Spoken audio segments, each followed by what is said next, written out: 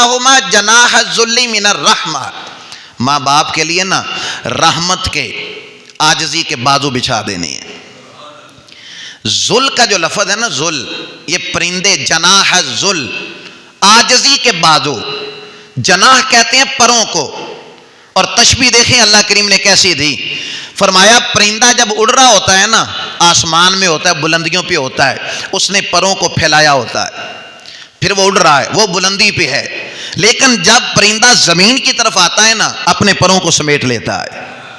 اللہ کریم نے یہ مثال دے کے فرمایا تو ایس ایچ او ہے تو باہر ہے، تو ایم پی اے تو باہر ہے، یہ سارے عہدے تیرے باہر ہیں۔ جس طرح پرندہ ہوا میں اڑ رہا تھا تو بلندی پہ تھا، لیکن جب نیچے آیا اس نے پروں کو سمیٹ لیا۔ فرمایا تو ایس ایچ او ہے، تو ڈی ایس پی ہے، تو ڈی پی او ہے، کسی بھی عہدے پر ہے، یہ سارے عہدے باہر رکھنا۔ جب ماں باپ کے سامنے جانا نا تو یوں ہی جانا جس طرح پرندہ زمین پر آتا ہے پروں کو سمیٹ لیا کرتا ہے۔ اپنے سارے عہدے باہر رکھ کے آنا، یہ گھر میں آ کر یہ انداز ماں باپ کو نہ دکھانا جیسا انداز تیرا باہر اپنے ماتحتوں کے ساتھ تھا۔ یہاں آنا ہے تو عاجزی کے بازو بچھا لینے ہیں۔